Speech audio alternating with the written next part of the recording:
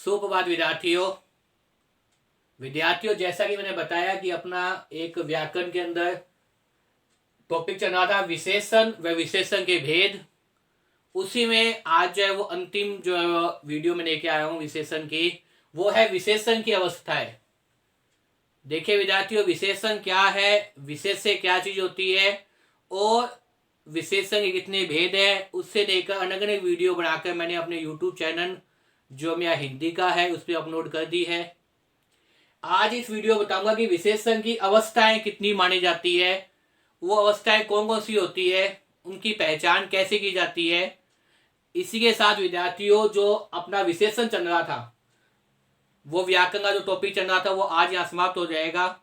और मुझे उम्मीद है विद्यार्थियों कि आपने प्रत्येक वीडियो को बड़े ही ध्यान से देखा होगा और आपको विशेषण समझ में आ गया होगा। तो अंतिम चीज आज क्या है टॉपिक की, विशेषण की अवस्था है। विशेषण के अंदर जो अंतिम बिंदु है जिस पे लेकर मैं वीडियो लेके आया हूं, वो है विशेषण की अवस्था है। तो विद्यार्थियों, जैसा कि मैं कहता हूं, अगर मेरी द्वारा बनाई वीडियो आपको पसंद आए तो लाइक कीजिए, शेयर कीजिए, कमेंट अवश्य कीजिए और साथ साथ देखिए विद्यार्थियों।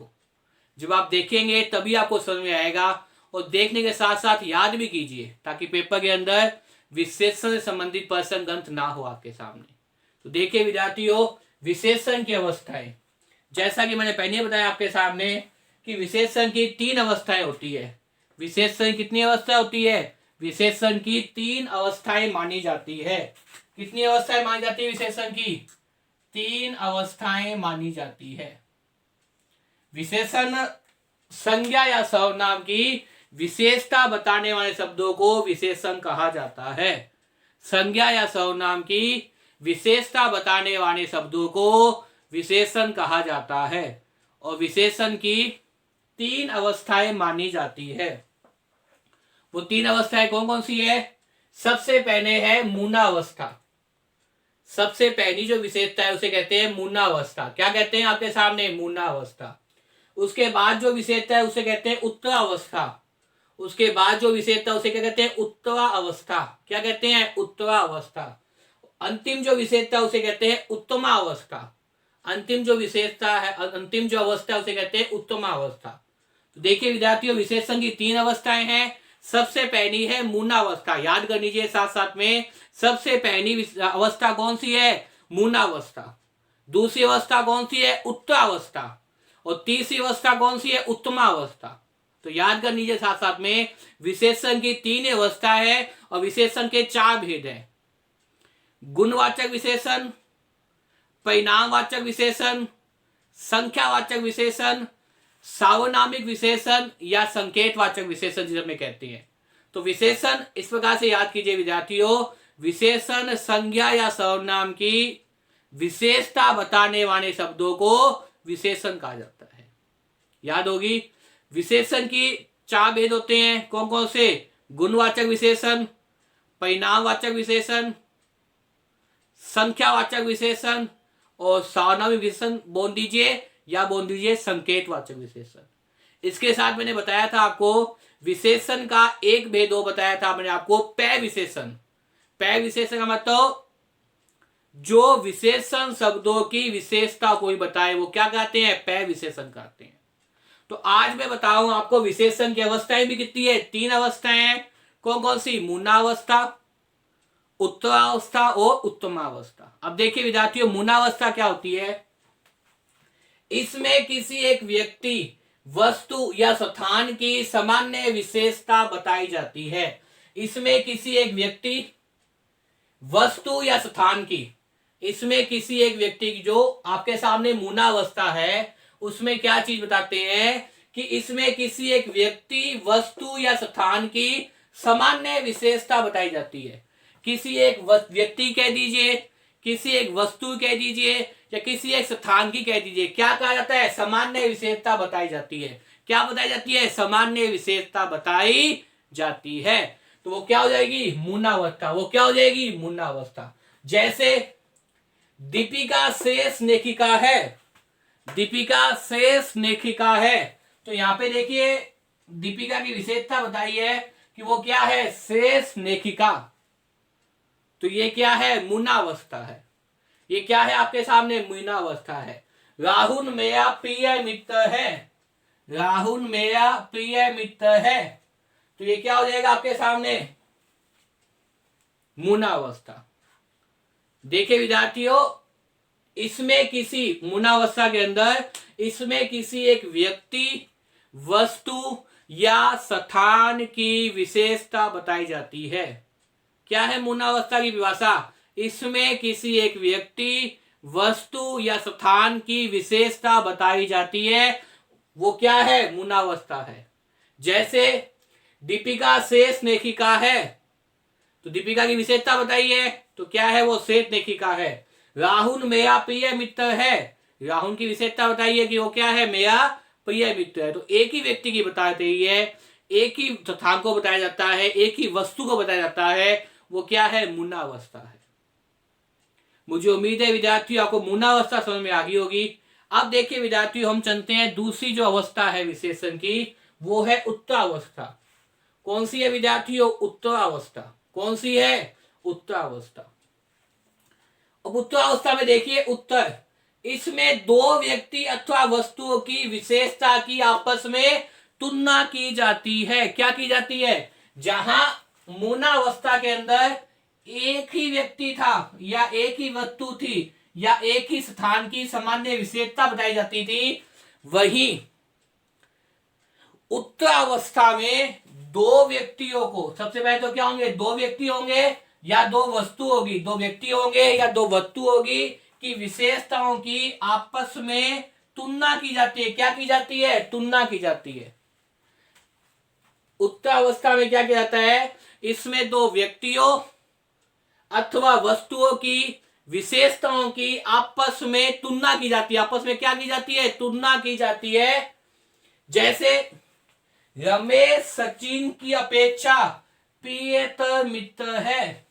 अब देखिए, दो व्यक्तियों की तुलना कर दी। क्या कर दी? रमेश सचिन की अपेक्षा। क्या कर दी भाई? रमेश और सचिन दो हैं, उन दोनों की आपस में तुलना कर दी विशेषता की। दोनों ही क्या है? मित्र हैं। दोनों ही मित्र है में कौन? रमेश और सचिन। लेकिन अगर दोनों की तुलना कर दी तो वो क्या हो जाएगी? उत्तरावस्था। विद्यार्थी ऐसे समझिए कि रमेश और सचिन दोनों ही में मित्र हैं और दोनों में से दोनों की ही मित्रता में गुण है, लेकिन दोनों की अगर आपस में तुलना कर दी तो क्या हो जाएगी? वो उत्तरावस्था। जैसे रमेश सचिन की अपेक्षा प्रियतर मित्र है, रमेश सचिन की अपेक्षा प्रियतर मित्र है, रमेश सचिन की अपेक्षा क्या है? प्रियतर मित्र है, तो वो क्या हो जाएगी? उत्तरावस्था। वो क्या हो जाएगी? उत्तरावस्था। इसी प्रकार से देखिए उत्तमावस्था, जो अवस्था की अंतिम जो भेद है विशेषण की अवस्था की, तीसरी जो भेद है वो क्या है? तीसरी अवस्था वो है उत्तमावस्था। इसमें देखिए विद्यार्थियों, इसमें बहुत से लोगों अथवा वस्तुओं की तुलना करके उन सब में से एक को सबसे अच्छा या सबसे बुरा बताया जाता है। तो देखिए विद्यार्थियों, इसमें बहुत से लोगों अथवा वस्तुओं की तुलना करके, इसमें बहुत से लोगों अथवा वस्तुओं की तुलना करके उन सब में से एक को सबसे अच्छा या सबसे बुरा बताया जाता है। क्या होता है कि जब बहुत से लोग होंगे, उनमें से किसी एक को सबसे अच्छा बताना या सबसे बुरा बताना क्या कहलाता है आपके सामने? उत्तमावस्था कहलाता है। क्या कहलाता है आपके सामने? उत्तमावस्था कहलाता है। तो दोबारा देखिए विद्यार्थियों, उत्तमावस्था के अंदर इसमें बहुत से लोगों अथवा वस्तुओं की तुलना करके, इसमें बहुत से लोगों अथवा वस्तुओं की तुलना करके उन सब में से एक को सबसे अच्छा या सबसे बुरा बताया जाता है। क्या कहता है कि जहां एक होगी वो मूनावस्था है, जहां दो होगी वो उत्तरावस्था है, और जहां बहुत ज्यादा लोग होंगे या बहुत ज्यादा व्यक्ति होंगे, बहुत ज्यादा वस्तु होगी, वो क्या है आपके सामने? उत्तमावस्था कहलाती है। क्या होती है? उत्तमावस्था। देखिए, इसमें बहुत से लोगों अथवा वस्तुओं की तुलना करके उन सब में से एक को सबसे अच्छा या सबसे बुरा बताया जाता है। मतलब बहुत से लोगों में से, जैसे मेरे पास बहुत से मार्कर है लेकिन में से ये मार्कर बहुत अच्छा चलता है, तो बहुत से मार्कर में से ये मार्कर बहुत अच्छा चलता है, तो ये क्या हो जाएगी? उत्तमावस्था हो जाएगी। जैसे उदाहरण देखिए, महादेवी वर्मा श्रेष्ठतम लेखिका है। महादेवी वर्मा श्रेष्ठतम लेखिका है। क्या है भाई? महादेवी वर्मा श्रेष्ठतम लेखिका है। या अंकित मेरा श्रेष्ठतम मित्र है। मेरे जितने भी मित्र है 10-12, उनमें से अंकित क्या है? मेरा श्रेष्ठतम मित्र है। तो ये क्या है? उत्तमावस्था है। जैसे महादेवी वर्मा श्रेष्ठतम लेखिका है, तो महादेवी वर्मा सभी लेखिकाओं के अंदर, जितने भी लेखिका संसार में है, उन सभी लेखिकाओं में से महादेवी वर्मा क्या है? श्रेष्ठतम लेखिका है। इसी प्रकार से अंकित मेरा श्रेष्ठतम मित्र है। मेरे जितने भी मित्र हैं उनमें से अंकित ही क्या है? मेरा श्रेष्ठतम मित्र है। तो ये क्या हो जाएगी आपके सामने? उत्तमावस्था हो जाएगी। विद्यार्थियों, एक चीज और ध्यान रखिए कि यहां तो मैंने लिखा है आपके सामने श्रेष्ठ, यहां मैंने आपके सामने लिखा है प्रिय, यहां मैंने आपके सामने लिखा है प्रियतर, और यहां मैंने आपके सामने लिखा है श्रेष्ठतम। ये भी अपने आप में एक विशेषता हो जाते हैं कि यहां मैंने लिखा है शेष मूनावस्था के अंदर। क्या लिखा है मूनावस्था के अंदर? मूनावस्था के अंदर मैंने लिखा है आपके सामने श्रेष्ठ या प्रिय। उत्तरावस्था के अंदर मैंने लिखा है प्रियतर। उत्तरावस्था के अंदर मैंने क्या लिखा है? प्रियतर। और उत्तमावस्था के अंदर मैंने लिखा है श्रेष्ठतम शब्द लिखे हैं। तो देखिए विद्यार्थियों, इनकी भी एक पहचान होती है। उत्तरावस्था को सबसे पहले तो मूनावस्था होती है, उसमें जब एक ही व्यक्ति की बात होती है तो श्रेष्ठ या प्रिय या अच्छा यही शब्द आते हैं।